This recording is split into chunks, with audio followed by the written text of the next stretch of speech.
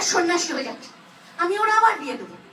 কি বিরাট সমুদ্র, কুল নেই, সীমা নেই, টুসি সাঁতার কাটতে কি মজা রে।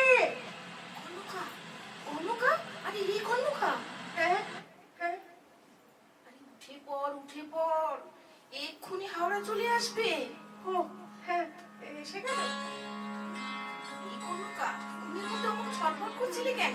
কিছু স্বপ্ন দেখছিলে? হ্যাঁ, স্বপ্ন, অদ্ভুত একটা স্বপ্ন। খারাপ কিছু?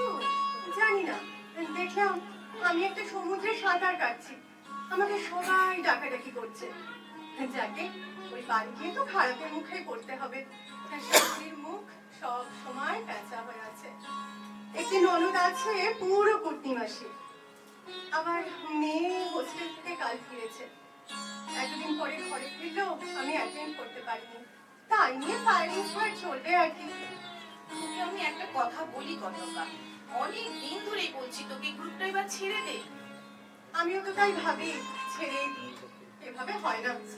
গোটা বাড়ি, গোটা ফ্যামিলি, সে বাপের বাড়ি, শ্বশুর বাড়ি, সব মিলিয়ে এত আপত্তি নিয়ে কোনো কাজে মন দেওয়া যায় না। তুই চলে গেলে সত্যি গ্রুপটা একেবারে বসে যাবে আমি জানি। লিড সিঙ্গার বল, ড্যান্সার বল, সবই তো তুই, কিন্তু সংসারটাকে বাঁচিয়ে রাখাও তো তোর দায়িত্ব বল। আহা, আমি তো একবার বলিনি আমি সংসারটাকে মেরে ফেলতে চাই, বলেছি কি, কিন্তু গ্রুপটা ছাড়তে পারছি না যে। জোর কর, জোর কর, নিজের ওপরে জোর কর।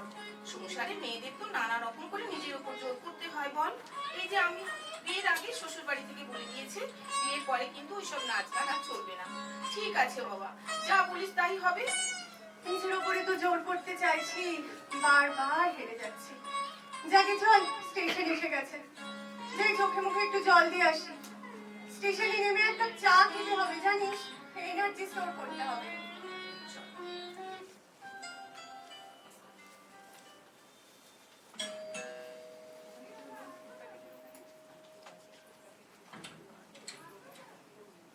মিতা, এত সকালে কখন এসেছো?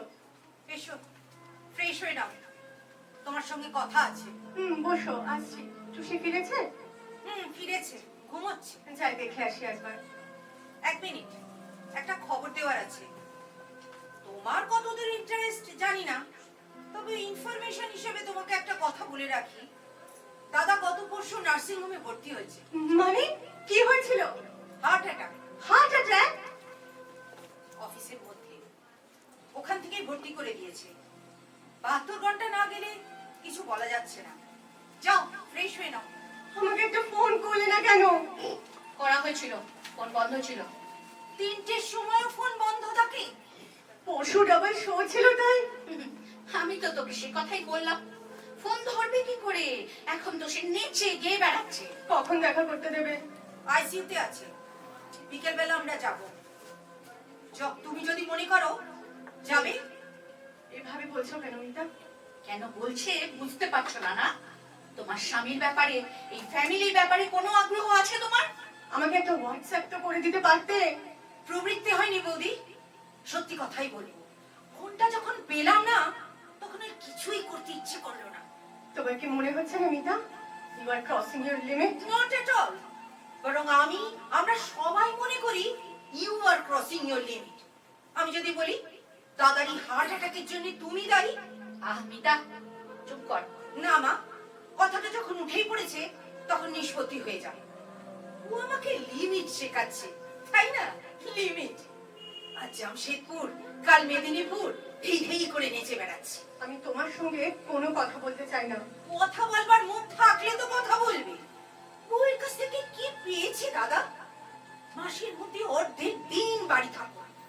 এই তো গত মাসে মলির বিয়ে গেলে সবাই জিজ্ঞেস করছে কোথায় কোথায়, বাড়ির বউ রিসেপশনে নেই, ঠিক না নাচতে গেছে। লোকে তো অপমান করতে ছাড়ে না। দাদাকে তো ভেরুয়া বলে লোকে। কে বলে?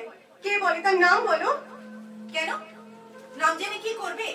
তোমার ওই নাচুনে পার্টির লোকদের দিয়ে মার খাবে বুঝি? মিতা, দাদাকে ভেরুয়া আমি বলি। হ্যাঁ, আমি বলি। কিছু বলবার আছে তোমার? অন্য যেখানে বর হলে চুলের মুঠি ধরে ঘরের মধ্যে আটকে রেখে দিই। মিতা, চুপ কর আর অশান্তি বাড়াস না। তুমি ঘরের ভেতরে যাও, যা বলছি। বেশ, আমি গ্রুপটা ছেড়ে দিলাম। আজই ওদের হোয়াটসঅ্যাপ করে জানিয়ে দিচ্ছি আমি এখন থেকে সংসারই করব। এমন করে না বললেই পারতিস। সারা রাত ট্রেন জার্নি করে এসেছে, পরে যা বলবার আমিই বলতাম। তুমি চুপ করো তো মা। যেটা উচিত কথা আমি সেটাই বলেছি। শক্ত ওষুধে কড়া দাওয়াই দিতে হয়। তুমি দাদার মতো এমন মিন মিন করলে চলে না। দেখলে তো, এক ধাক্কায় গ্রুপটা ছেড়ে দেবে বলে দিল। গুড মর্নিং থাম। গুড মর্নিং মিতা আন্টি, কতক্ষণ এসেছো? অনেকক্ষণ। তোর ঘুম ভাঙার জন্য অপেক্ষা করছিলাম। সরি গো, আসলে ট্রেনে আমার একদম ঘুম হয় না। কাল রাতটা পুরো জেগে কাটিয়েছি। মা কোথায়? ফেরেনি এখনো? ফিরেছে, ঘরে আছে। রেস্ট করছে? কি করছে তোমার মাই জানে। পোষা ঘরে গিয়ে খিল দিয়েছে আর কি। গোসাগর মানে? মিতা, থাক না। এনিওয়ে, আমি দেখছি। মা, ও মা, মা, কতদিন চটকানি আমার মাটাকে। কি হলো? কি ব্যাপার? কি হয়েছে তোমার? চোখ মুখ খোলা কেন? বাবার জন্য মন খারাপ? আরে কাম অন বেবি, ঠিক হয়ে যাবে। मैं हूं ना। চল বাইরের ঘরে। What about your show? Show কেমন হলো? ভালো। শুধু ভালো? No, something wrong with you. কিছু একটা গোলমাল লাগছে। বসো তো, বসো, খাটে বসো। হোয়াটসঅ্যাপ খোলা কেন? কি করছিস? কাকে হোয়াটসঅ্যাপ করছিলে? ফোনটা দে বলছি। আমার কাছে তোমার পার্সোনাল বলে কিচ্ছু থাকবে না। কাকে কি হোয়াটসঅ্যাপ করেছো আমি পড়বই। টুসি, এর মানে কি মা? মা বলো, এই হোয়াটসঅ্যাপের মানে কি? উফ, এসো, বসো তো, সোফায় বসো। বিন্দু মাসি, সবাইকে চা দাও। তোর ওখানে কোনো কথা না, কেউ কোনো কথা বলবে না। Now it's my session. সন্ধ্যাবেলা তো ট্রেন, বিকেলে হস্টেলে একটা প্রোগ্রাম ছিল, আমরা মিলেই করলাম। প্রফেসররাও ছিলেন এবং তাতে আমি গান গেয়েছি, ফোক সং। সুজন রসিক নাইয়া উজান পাকে বাইয়া যাও রে, সাবধানে সুপথে চালো কান্ডারি বহিয়া রে, সুজন রসিক নাইয়া। তুই গাইলাম, সবাই পুরো ফিদা। বাহ দিদি ভাই, তোর এই গুণটা তো জানা ছিল না। আরে আমি নিজেই কি জানতাম নাকি, মনে হলো কে দিলাম। গাইতে গাইতে কিন্তু একটা আশ্চর্য ফিলিং হলো জানো। মনে হলো বিরাট একটা সমুদ্র, এই বড় বড় সব ঢেউ, তার মধ্যে আমি একা একটা নৌকো চালাচ্ছি। কুল নাই, সীমা নাই, অকুল দরিয়ার পানি।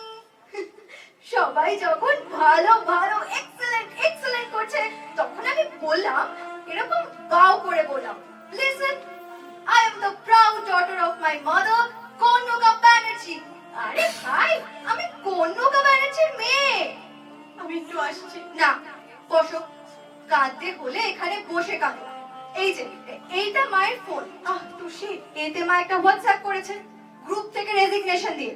আর আমি সেটা। টুসি, কি করছিস? কি ফোনে হাত দেওয়ার চেষ্টা করবে না মা। আমি সেটা ডিলিট করে দিলাম। তোমার লজ্জা করে না? কোন ছোটবেলা থেকে তুমি গান শিখছো, নাচ শিখছো বলো? একটা চিঠিতে সে সমস্ত কিছু ভাসিয়ে দেবে? ভাসিয়ে দিয়ে কি হবে বলো? কি হবে? বাড়ির গিন্নি বসে বসে চচ্চড়ি রান্না করবে? শিট। টুসি, ও সংসার করার দরকার নেই? তাহলে বিয়ে করেছিল কেন? নাচ গান করার দরকার নেই?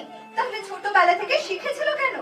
সংসার করতে হবে বলে একজন মানুষ তার যা কিছু ভালোবাসার, যা কিছু আনন্দের সবকিছু একটা বান্ডেলে করে গঙ্গার জলে ছুঁড়ে ফেলে দেবে? সংসারটা কি এত ইম্পর্টেন্ট? হ্যাঁ, এতটাই ইম্পর্টেন্ট। তার জন্য অনেক কিছু স্যাক্রিফাইস করতে হয়। স্যাক্রিফাইস করে কি হয়? তুমিও তো একটা সময় ক্লাসিক্যাল ডান্স শিখেছিলে মিতা আন্টি, মায়ের সঙ্গে একসঙ্গেই শিখতে। তখন মা তোমার বন্ধু ছিল।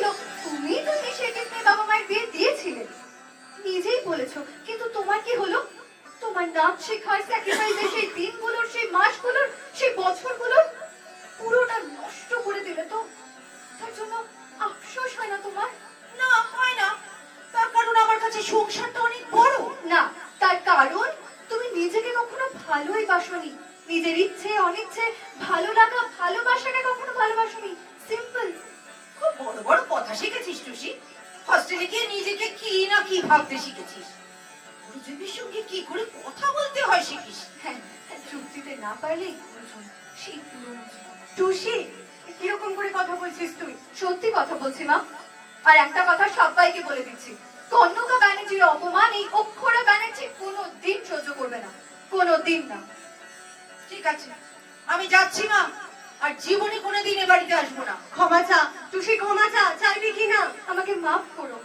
না, এটা তোমাকে বললাম। নিজের অন্যায় না বুঝতে পারলে আমি ক্ষমা চাই না। আমি তোকে বলছি দিদি ভাই, এমন কিছু করিস না যাতে। আন্টি, এমনটা হতে পারে। সংসার আর নিজের ভালোবাসা, এই দুয়ের মধ্যে কেউ ব্যালেন্স করতে পারলো না। তখন তাকে যে কোনো একটা কিছু বেছে নিতে হয়। তুমি সংসার বেছে নিয়েছো, fine, it's your choice. I have deep regard for that decision. কিন্তু মা যদি উল্টোটা চায়, সেই ডিসিশনটাকেও তো আমাদের রিগার্ড করা উচিত, তাই না? ভেবে দেখো মিতা আন্টি, আমাকে ভুল বুঝো না প্লিজ। ওকে, আমি যাচ্ছি। তবে কনকা ব্যানার্জি, একটা ব্যাপারে কিন্তু তোমাকে আমি অ্যাকিউজ করব। কি ব্যাপারে? আই থিংক বাবার হার্ট অ্যাটাকের জন্য তুমিই দায়ী। খুশি, এমন কথা বলিস না। আমি এমনি এমনি বলছি না। ওষুধ পুরে তো অ্যাটাকটা হলো, আর সকালে বাবা আমাকে মেল করেছে, টুসি রে, আজ মুম্বাইয়ে তোর মায়ের প্রোগ্রাম, অত বড় স্টেজে, খুব টেনশন হচ্ছে, বুক ধড়ফড় করছে। যদি ধ্যারায় কি কনকা ব্যানার্জি ধ্যারাও নিত। টুসি, আমার টুসি।